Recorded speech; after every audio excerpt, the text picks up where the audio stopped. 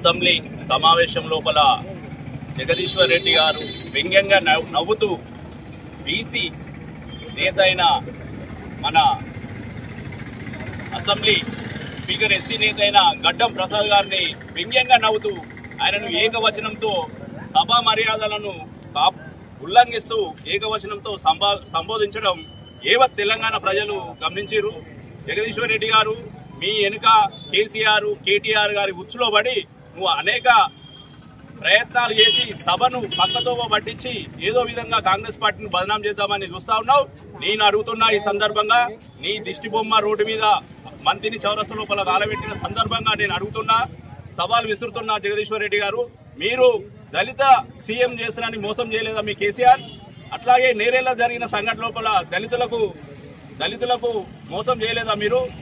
ఎన్ని దళితులను మోసం చేసిన డబ్బులు బెడ్రూమ్ ఇస్తామని దళిత బంద్ ఇస్తామని దళిత నేతలను వాడుకొని మీరు వదిలేదా?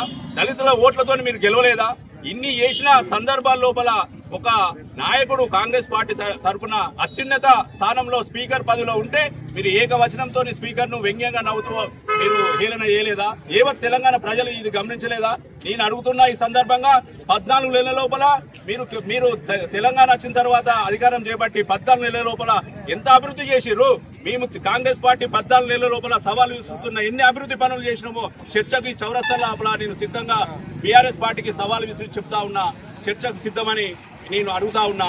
ఇక ముందు కానీ సభా మర్యాదలను ఒక ఉదాహరణంగా మా ప్రియతమ నాయకుడు దుద్దిల్ల శ్రీధర్ బాబు గారు సభను సజావుగా నడిపిస్తా ఉంటే మీరు వ్యంగ్యంగా నడుపుతూ ఈ విధంగా సభను పక్కతో పట్టిస్తే కాంగ్రెస్ పార్టీ కార్యకర్తలు కానీ కాంగ్రెస్ పార్టీ యువజన కాంగ్రెస్ పార్టీ మా కాంగ్రెస్ కార్యకర్తలు ఊకోరని ఈ సందర్భంగా హెచ్చరిస్తూ ఖబర్దార్ కేసీఆర్ కేటీఆర్. జై శ్రీధర్ బాబు, జై కాంగ్రెస్ పార్టీ. నాయకత్వం.